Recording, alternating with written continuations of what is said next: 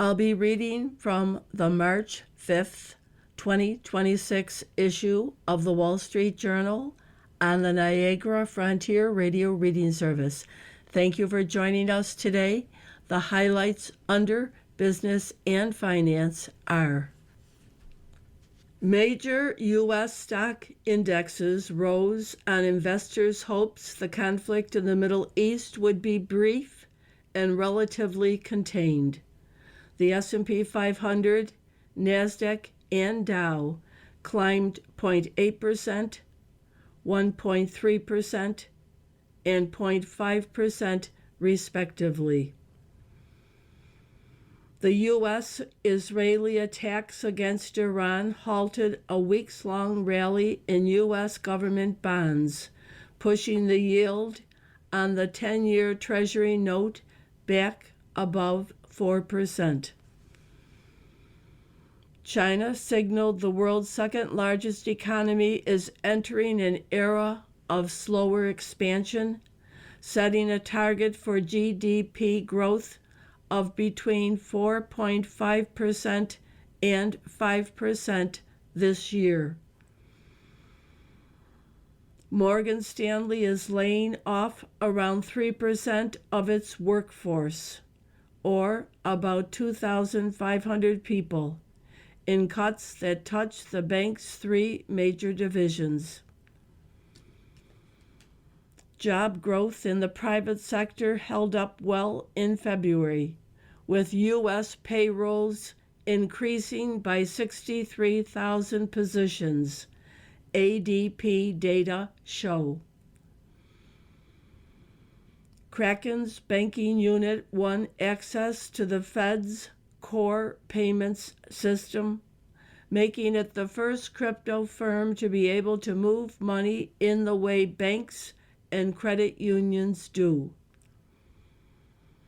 CBS News signed a new contract with CBS Morning's co-host Gayle King, securing a high-profile talent amid a shakeup of the network. Apparel maker Campari set out cautiously positive guidance for a year in which it expects sales and earnings growth to be tempered by tariffs and currency effects. Microsoft said it helped pull the plug on a massive criminal platform that sold ready-made online hacking kits to cyber criminals. German tire maker Continental expects earnings to increase this year, despite continuing challenges from tariffs and currency headwinds. Now for the key articles under the worldwide section. A torpedo from an American submarine sank an Iranian warship in the Indian Ocean, Defense Secretary Pete Hegseth said, while the U.S. also shot down an Iranian missile that was heading toward a key Turkish military base.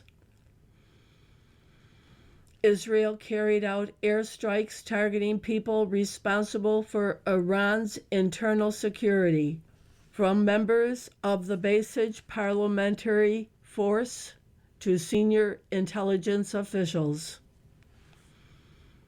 The son of Iran's slain theocratic leader is a top contender to replace his father.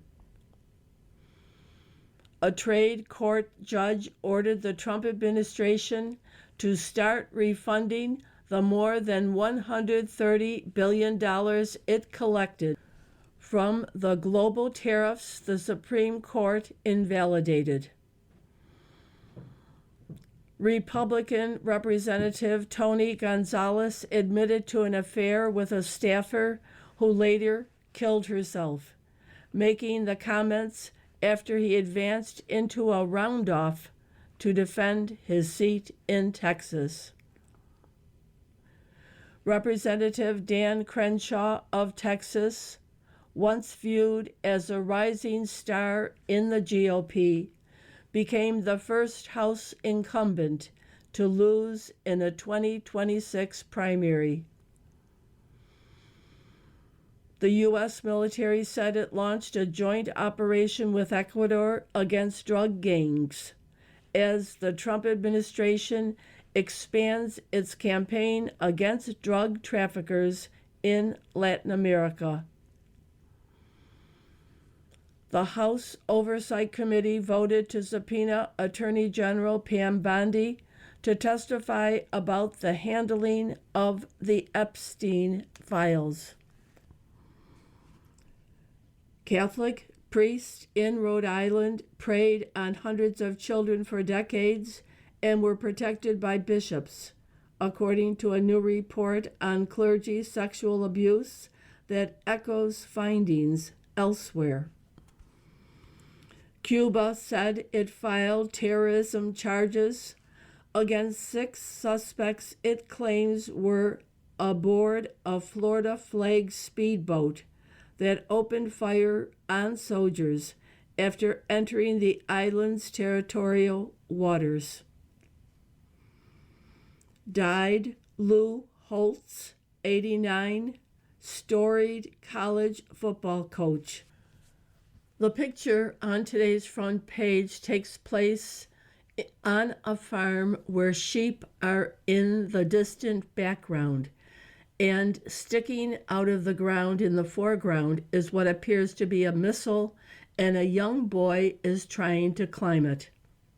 And that caption reads, "An unexploded Iranian missile that landed in a field in eastern Syria became a dangerous plaything for a boy Wednesday." Articles from the front page follow. Underground missile cities prove vulnerable spot for Tehran regime. U.S.-Israeli strikes hit launchers as they fly from subterranean bases. By David S. Cloud. Iran spent decades constructing underground bunkers to shield its vast missile arsenal from destruction. Less than a week into the war, with its 2 most powerful adversaries, the strategy is beginning to look like a blunder. U.S. and Israeli warplanes and armed drones are circling over the dozens of cavernous bases, striking missile-carrying launchers when they emerge to fire. Meanwhile, waves of heavy bombers have also dropped munitions on the sites, apparently entombing the Iranian weapons below ground in some locations.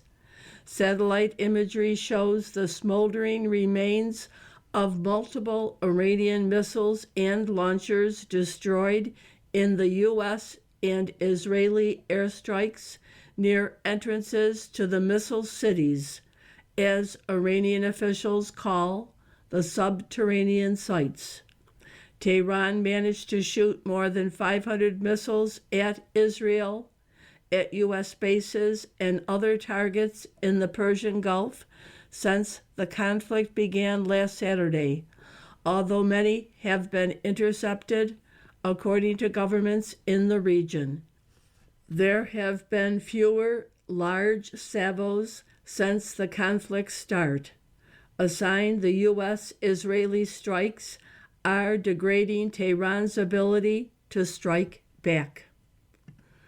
We're hunting Iran's last remaining ballistic missile launchers to eliminate what I would characterize as their lingering ballistic missile capability, Admiral Brad Cooper, the top U.S. commander in the Middle East, said in a video briefing Tuesday. We're seeing Iran's ability to hit us and our partners is declining. Tehran appears to have moved some missiles and launchers out of the bunkers before the war began, hoping to protect them from attack by dispersing them. Cooper said the U.S. and Israel have destroyed hundreds of missiles, launchers, and drones. U.S. Central Command which is conducting the air campaign, said Wednesday Iran's missile launchers have dropped 86% in 4 days. Analysts say it is likely that much of Tehran's remaining stockpile of thousands of medium and short-range missiles remains in underground bases, whose locations are mostly known to the U.S. and Israel. U.S. sub torpedoes Iranian warship. Navy shoots down a missile aimed at Turkey as NATO allies are drawn in. By Jared Malzahn, Shelby Holliday, and Lara Sigelman. A torpedo from an American submarine sank an Iranian warship in the Indian Ocean, Defense Secretary Pete Hegseth said, while the U.S. also shot down an Iranian missile that was heading toward a key Turkish military base. The days-long Middle East conflict continued to expand well beyond Iran on Wednesday and risks pulling in America's NATO allies. Hegseth, in a news conference, put a longer time frame on the war, saying it could last as long as 8 weeks. Hegseth said the attack on the Iranian vessel marked the first such sinking of an enemy ship by a torpedo since World War II. The operation reflects Washington's determination to destroy Tehran's navy and safeguard the flow of oil through the Persian Gulf. The torpedoed Iranian ship sank off the coast of Sri Lanka, killing at least 87 people, local authorities said. The Iranian Navy has been an important focus of U.S. strikes. General Dan Kane, the chairman of the Joint Chiefs of Staff, who appeared with Hegseth at the news conference, said that to date, more than 20 Iranian naval vessels have been destroyed. The Turkish base that was the target of an Iranian missile is in the south of the country. The U.S. Air Force has a hub at the base called Incirlik, a facility it shares with the Turkish military. The targeting of Turkey marks the crossing of another line in the rapidly expanding conflagration. Iran, until Wednesday, had refrained from attacking its neighbor. The North Atlantic Treaty Organization condemned the targeting of Turkey, a member of the military alliance. There's a graph on the front page, and the title is Workers Tap 401k Funds. More Americans are digging into retirement savings because of financial needs. And then it shows participants' use of hardship withdrawals from Vanguard defined contribution plans. The graph goes from 2020 to 25. In 2020, fewer than 2% withdrew from their plans, and in 2025, 6% were withdrawing from their defined contribution plans. You are listening to a reading of articles and features from the Wall Street Journal on the Niagara Frontier Radio Reading Service. Trade court orders refund of tariffs. The judge denied a request to pause the order on Wednesday. By Lydia Wheeler, Louise Rafnowski, and James Fanelli. A federal trade court judge on Wednesday ordered the Trump administration to start refunding the more than $130 billion it collected in the global tariffs, invalidated by the Supreme Court last month, following a hearing involving a filtration company's fight for a refund. Judge Richard Eaton at the Manhattan-based Court of International Trade issued a written order directing the administration to begin the process of refunding importers. He set a hearing for Friday at which he asked for updates. More than 2,000 lawsuits have been filed by companies in the court seeking to recoup their money. The order requires the U.S. Customs and Border Protection to issue refunds by recalculating the initial duties importers paid, excluding the tariffs voided by the High Court.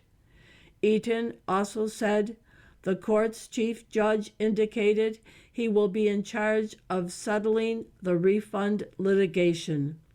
The administration is expected to appeal the order to prevent it from taking effect immediately. The White House didn't respond to a request for comment. China enters new era with weaker growth by Hannah Mia. China signaled the world's second largest economy is entering an era of slower expansion, setting a target for gross domestic product growth of between 4.5% and 5% this year. It is the lowest target set since at least the 1990s and follows 3 years in which officials called for growth of around 5%. If China's economy were to expand at a pace below 5% this year, it would be the slowest growth reported by the country in more than 3 decades, other than the COVID pandemic years. China said its GDP grew by 5% in real terms last year, meeting its official target despite a renewed trade war with the U.S. A lower GDP target for 2026 reflects a level of tolerance for weaker growth as China's economy contends with muted household spending, reduced investment, and a real estate market in the doldrums. The less ambitious growth target also gives Chinese leaders some room to maneuver the economy through complicated geopolitical terrain, including conflict in the Middle East and the threat of further trade pressure from President Trump, while continuing to pursue Beijing's strategic goal of technological self-reliance. Apple reins in prices to pressure its rivals by Ralph Winkler. Apple's pricing strategy for its newest devices suggests it wants to exploit its rivals' pain as spiking chip costs threaten to devastate the electronics market. When the company on Monday announced its new entry-level iPhone, the 17e, it set the starting price at $599, the same as last year's model. And on Wednesday, it announced the entry-level MacBook Neo laptop at $599, a lower price than some analysts had expected.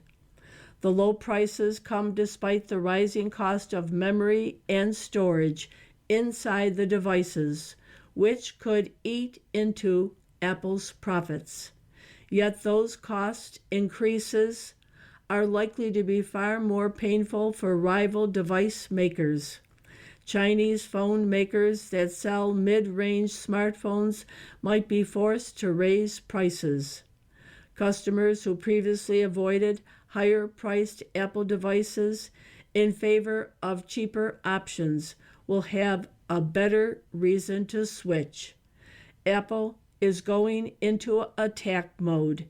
They see the memory crisis as an opportunity to gain market share, said Francisco Geronimo, the vice president at research firm IDC. All other smartphones in the same price band will see price increases. This opens up an opportunity for consumers to move from Android to iOS and from Chromebooks and PCs to a Mac, he added. To help offset the margin hit of low-price, entry-level devices, Apple can boost prices for premium products, as it did for new MacBook Pro and MacBook Air laptops announced Tuesday. Analysts say a similar strategy across its line of smartphones could mean that some iPhone 18 models, due this fall, could have higher price tags. Can the Fed stay independent? Trump is closer to Powell's successor and has 3 years to tighten grip. By Nick Timiraeus. For 8 years, Federal Reserve Chair Jerome Powell's rule for dealing with Donald Trump was simple: don't make eye contact. Then, on a Sunday night in January, he decided to look the president straight in the face. After receiving subpoenas concerning his testimony months earlier about the Fed's building renovations, Powell released a bold video dismissing that explanation. Those are pretext, he said, stone-faced, and accused Trump's Justice Department of threatening him with an indictment because the Fed hadn't cut interest rates as fast as the president demanded. Powell's gambit had its intended effect, rallying bipartisan support to the Fed, which for now has proved its independence. But even those who cheered his defiance in the skirmish aren't sure the Fed can win a longer war against sustained presidential pressure. Powell's term as chair ends in May, and the qualities that made his stand possible don't automatically transfer to his successor. Trump, meanwhile, has 3 more years and every motive to keep finding new ways in. Losing the war doesn't demand a dramatic collision, such as a president who fires the Fed chair or a Congress that rewrites the Federal Reserve Act. It can happen through quiet erosion. A president who demands lower interest rates, a chair who can't say no, and few in Congress coming to the rescue. The independence of the Fed is structurally defended by its ability to set its own budget without an appropriation from Congress and long 14-year terms for governors with removal protections. Powell reinforced those defenses with something harder to replicate: bipartisan credibility built through relationships on Capitol Hill and the moral authority of someone who owed the president nothing. All of that walks out the door when he leaves the Fed, said Claudia Sahm, a former Fed economist. Whether the institution continues to stand up shouldn't hinge on an individual, said Sahm. That's not a very robust protection.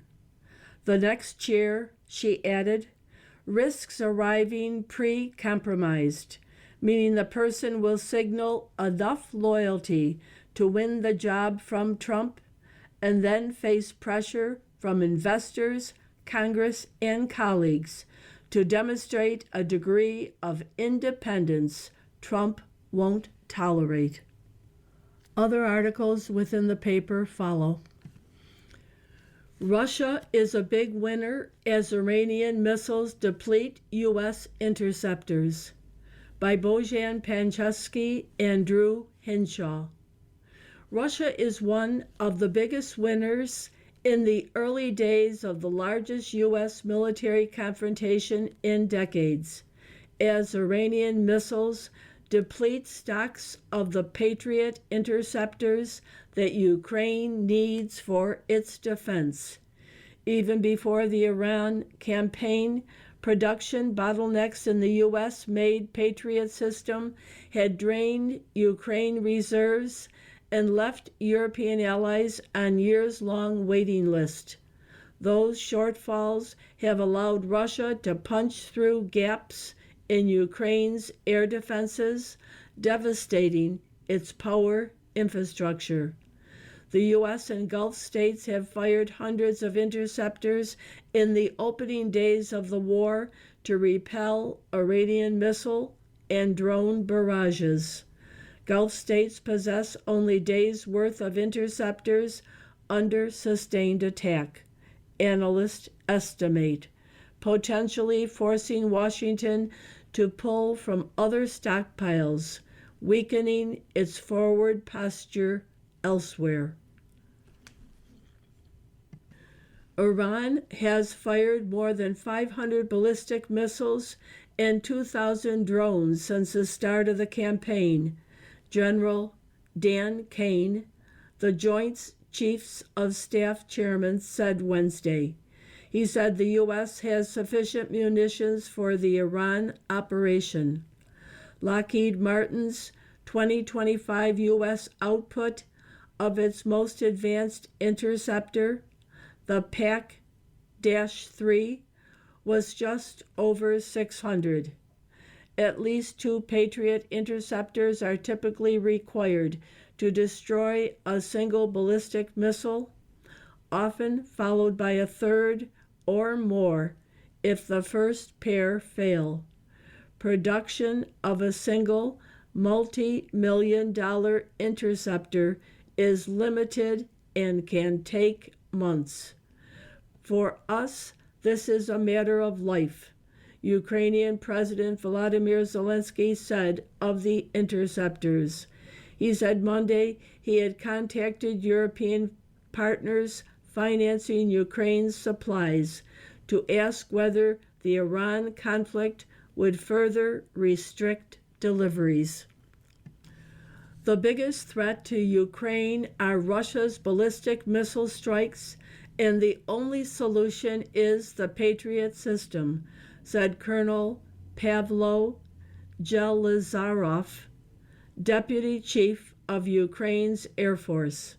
Russia is able to produce around 80 ballistic missiles a month, according to Ukrainian and Western intelligence.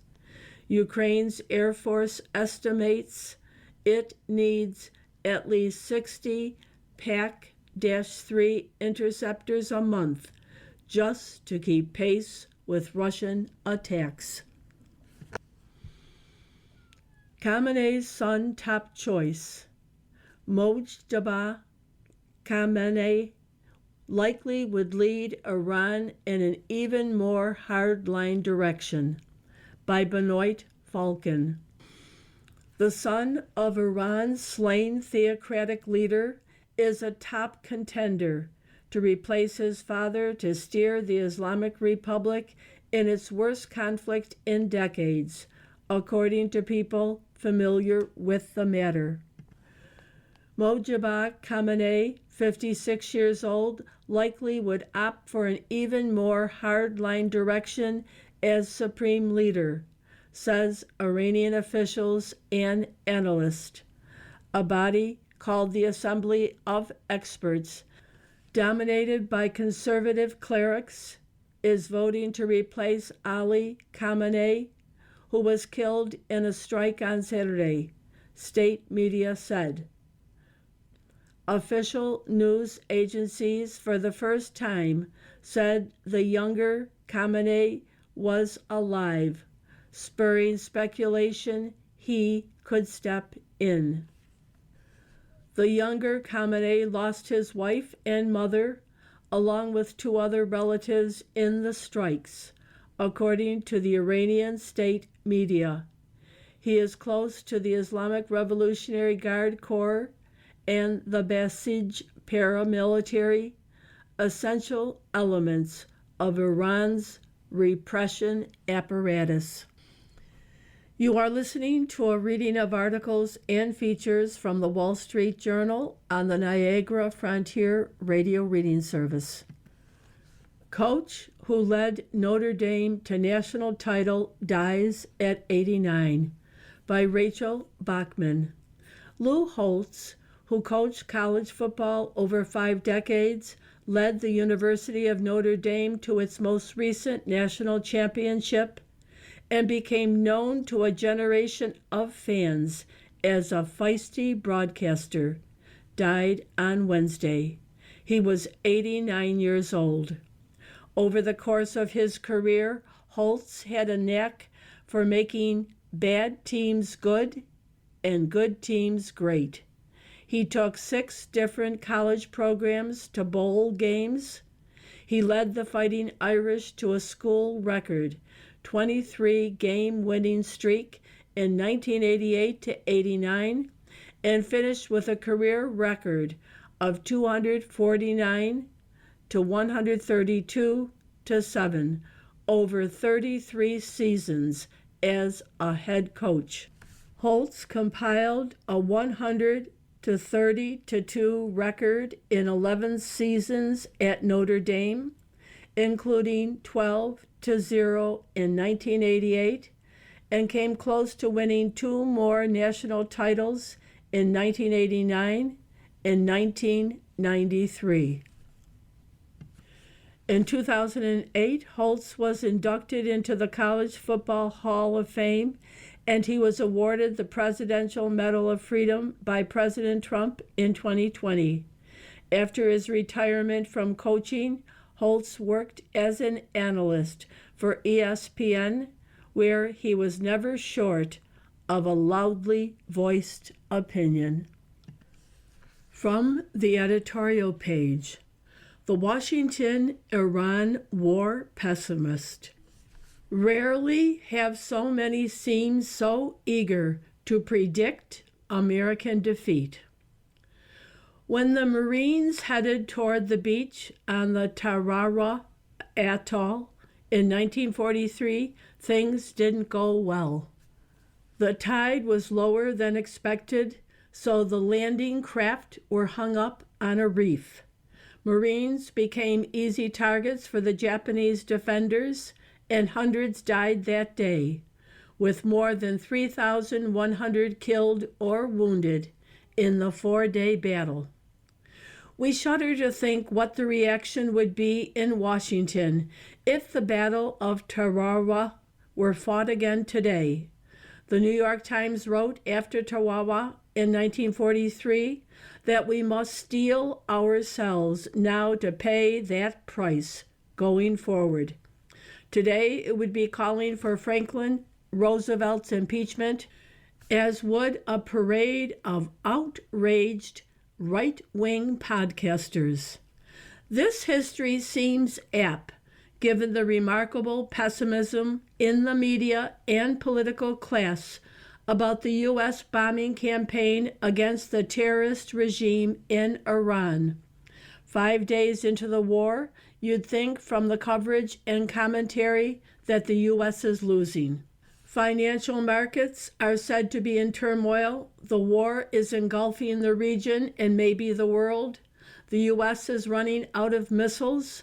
The war is a gift to Russia, and there's no plan for how this ends. These are only a few of the dire media themes. It's true that war is unpredictable, and this one could take bad turns. The 6 U.S. dead and others wounded are heartbreaking, but judging from the Beltway panic, you'd think America is destined for defeat and deserves it. Rarely have so many seemed so eager to predict American humiliation. Yet, on the evidence so far, the war is going better than expected. Iran's political and military leaders were killed in the first hour in a remarkable display of intelligence collection and precision bombing. Iran's missile stocks, its launchers, and production are gradually being destroyed. Its navy may soon be reduced to a few fast skiffs if they dare to leave shore. General Dan Kane, the Joint Chiefs of Staff chairman, said Wednesday that Iran's theater ballistic missile shots fired are down 86% from the first day of fighting, with a 23% decrease just in the last 24 hours. Their one-way attack drones are down 73% from opening salvos. The Pentagon says U.S. dominance of the air is so complete that it no longer needs to use as many standoff weapons that fire from a distance. Instead, it can use more precision-guided gravity bombs that the U.S. has in far greater numbers. Israel and the U.S. are now turning these weapons against the regime's means of domestic control. The Islamic Revolutionary Guard Corps and the paramilitary Basij. As for the markets, the surprise so far is how relatively mild the disruption has been. The prices of oil and gasoline are up, but Brent crude is barely higher than it was amid Operation Midnight Hammer last June. A long-term shutdown of oil and natural gas through the Strait of Hormuz would do greater harm. But President Trump says the U.S. Navy may escort tankers. U.S. equity markets dove at first, but have since largely recovered. All of this looks like progress toward achieving the war aims that President Trump laid out on Saturday. The Iranian nuclear sites and missile and naval forces are being degraded to an extent that it would take years to rebuild them, and U.S. casualties have been light. Yes, regime elements remain in control, and no one knows whether the Iranian people will be able to rise up and overthrow them. Even if they do, the outcome is impossible to predict. A pro-Western regime might emerge, as could rule by leaders who are part of the current regime but swear off designs to build a bomb, dominate their neighbors, or spread terrorism around the world. A worse outcome is also possible, such as a long civil war that creates refugees that destabilize some neighbors. Wars always lead to surprises, and Mr. Trump took a risk in choosing to bomb again. We wish he had prepared the country better before the war. But now that the war is underway and our troops are in harm's way, our perhaps old-fashioned view is that we ought to hope for American success, both military and strategic. The world will be safer if there is a better regime in Tehran that isn't bent on the mission of death to America. And maybe, before anticipating or cheering failure, we could wait and see how it goes. From the opinion pages, Trump's Iran challenge is at home. The operation is brilliant, but the explanation leaves much to be desired. By Karl Rove. President Trump's decision to unleash Operation Epic Fury against the Iranian regime was a historic act. The U.S. and Israel decapitated the Iranian government in a hail of precision-guided weapons before obliterating what little remained of the country's air defenses after last year's attack on its nuclear facilities. Now the U.S. and Israel are decimating Iran's military facilities. They're destroying its capacity to build missiles and, reportedly, drones. They're savaging the Revolutionary Guard's bases and depots. They're providing the beleaguered citizens of that once prosperous country hope that better days might be ahead. The effort has showcased military and intelligence brilliance and gutsy leadership. It began with the American president and the Israeli prime minister. It has continued with leaders of half a dozen Middle Eastern and Eastern Mediterranean countries. Despite all this, the White House must deal with two stark realities. No one knows how this will end, and the war against the mullahs in Tehran isn't popular at home. Only time will tell if leaders in the White House, State Department, National Security Council, Central Intelligence Agency, and Defense Department have devised ways to bring about a new Iranian leadership that renounces terrorism against the West. The military campaign's brilliance so far does suggest that the good guys have a plan to prevail. But the lack of domestic support needs attention. 7 national polls conducted between last Saturday and Tuesday asked Americans if they approve of the military action. The Real Clear Politics average of these surveys found that 41.3% of those polled approved, while 48.7% opposed going after Iran. No rally round the flag effect there.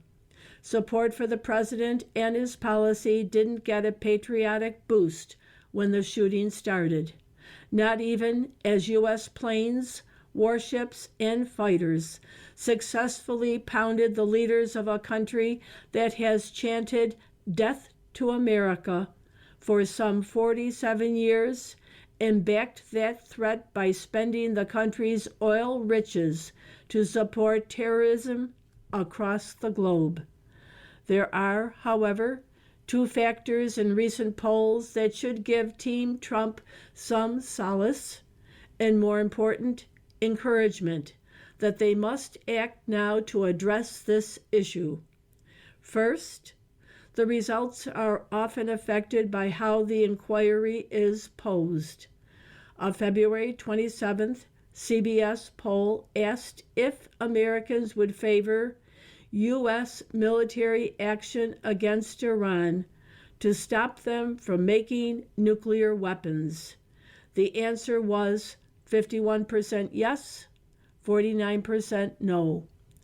That's 10 points better than the results of asking, what is your view of the U.S. decision to take military action in Iran, as CNN did in its March 1st poll?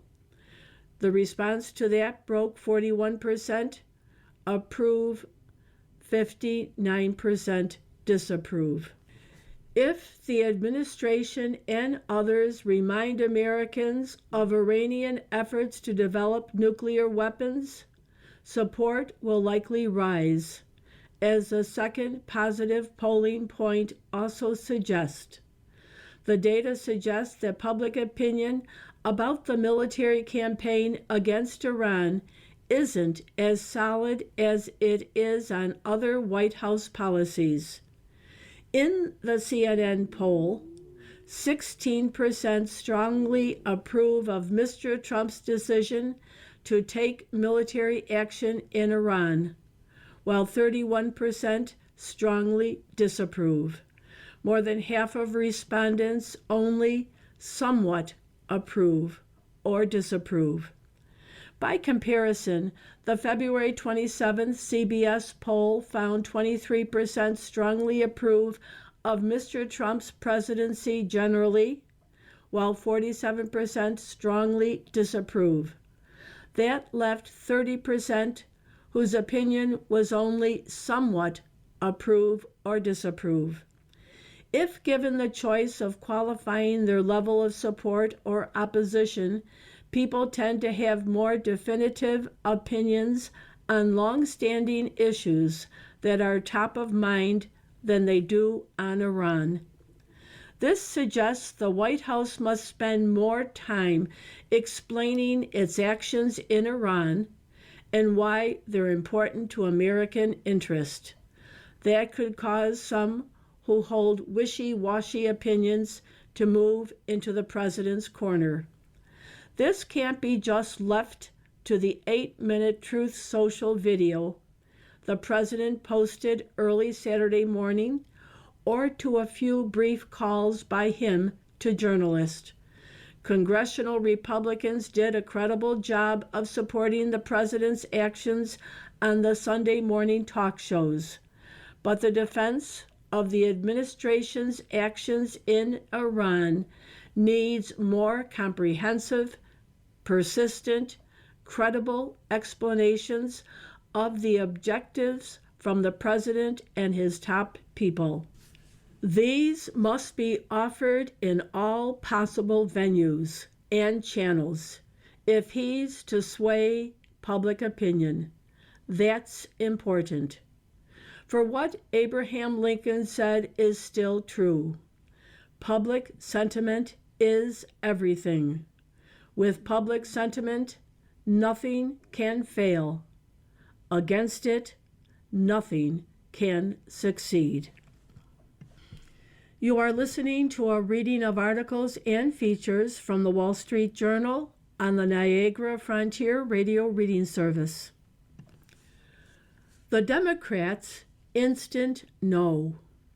A savvier party would have waited before lashing out against the attack on Iran.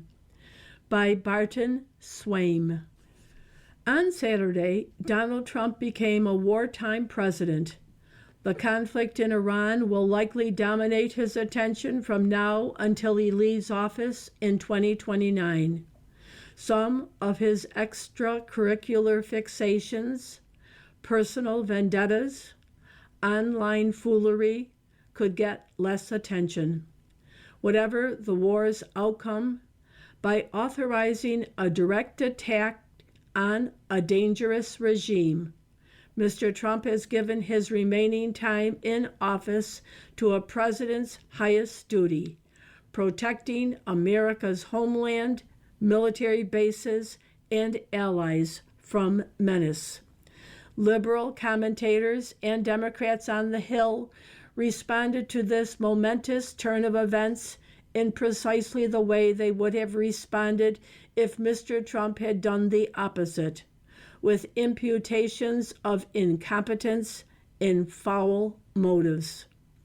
If the president hadn't called a massive fighting force to the Persian Gulf and launched an attack, his despisers would have accused him of wasting resources on, fill in the blank, and ignoring the real threat in Tehran.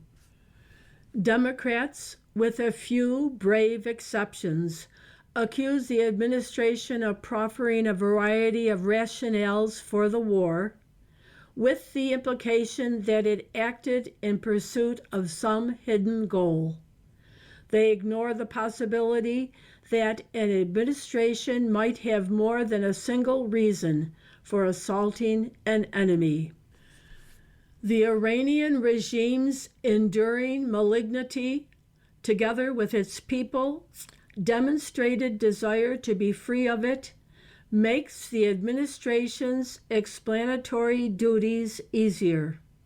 Anyway, as our experience in Iraq reminds us, it's possible to over-explain and over-plan. What's more interesting is the Democrats' instantaneous and intense hostility to the operation. Their stated reasons are basically three. First, it's illegal and unconstitutional. Second, the threat from Iran wasn't imminent. Virginia Senator Tim Kaine, writing for the Journal on Sunday, combined these two.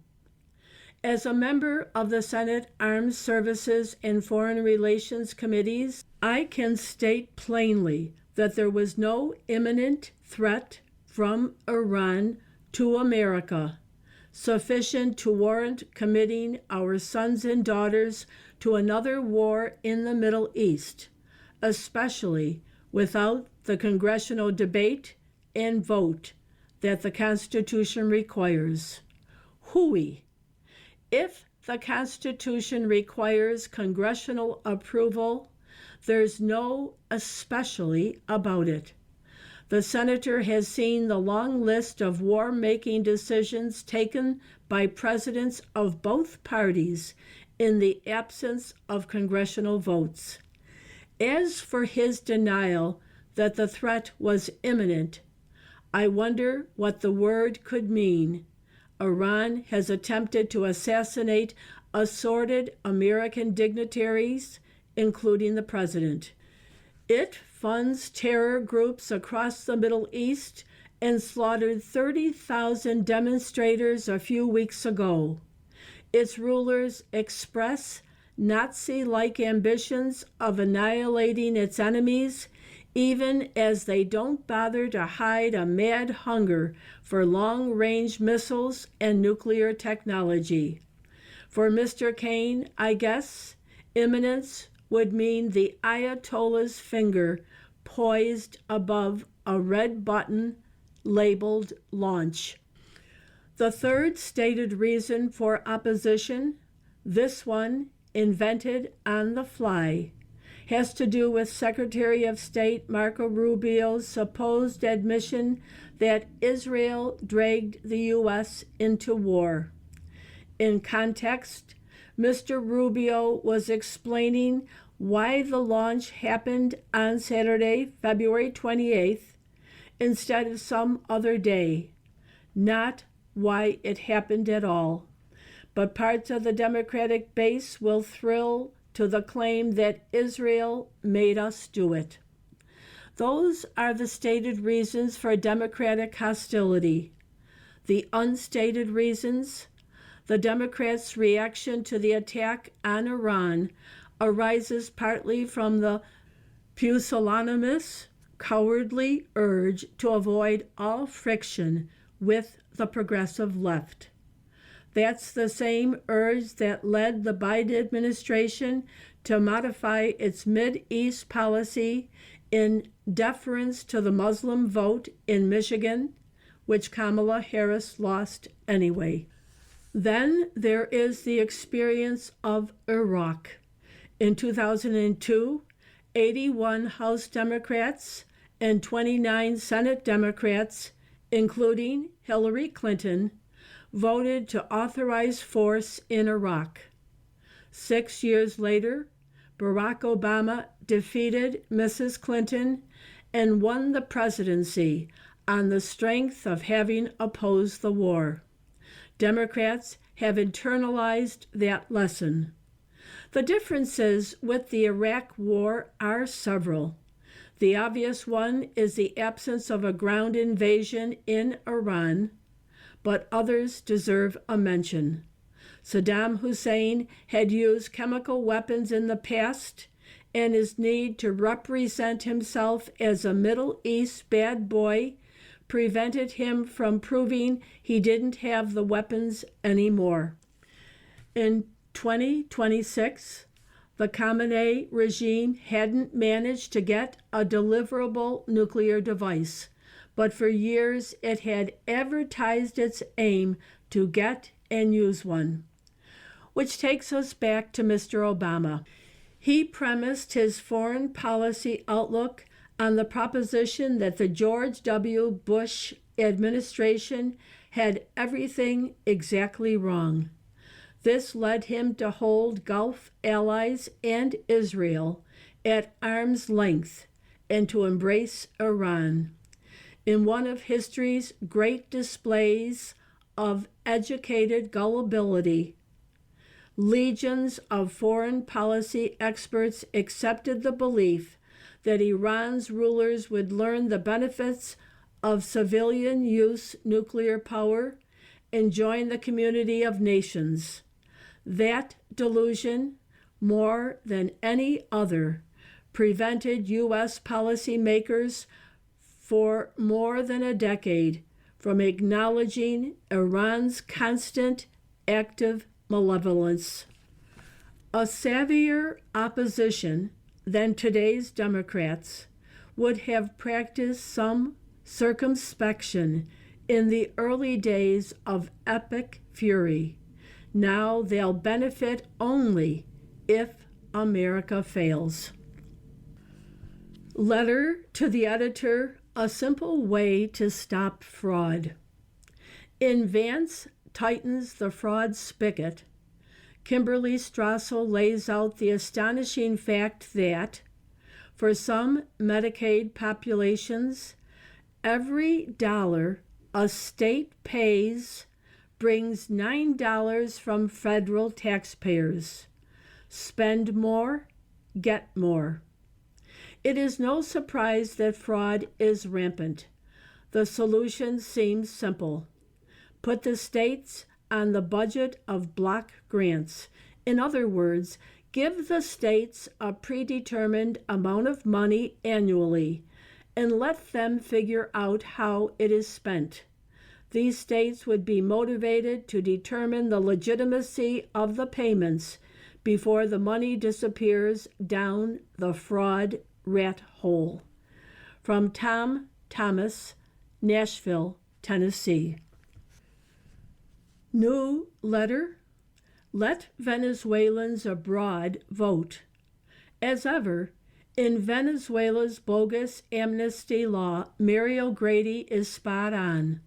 The U.S. government should insist that a free election must allow all Venezuelans to vote, especially the 7 million, roughly 20% of the population who have fled. The U.S. has allowed its citizen residents abroad to vote. It will take time to set the program up, and it must be done carefully and under the watchful eyes of the counties where these self-exiled citizens live. But the Trump administration should start demanding such an election now, just as soon as they demand that the amnesty law become real, not bogus. Raymond J. Kelly III from Flushing, Michigan. The Pepper and Salt cartoon shows two young girls, each on a swing, and one turns and says, "When I grow up, I'm going to be impervious to the male gaze." You've been listening to a reading of articles and features from the March 5th, 2026 issue of the Wall Street Journal. We read from the Wall Street Journal every Monday through Thursday at 11 p.m. Your reader has been Corrine. Thank you for listening.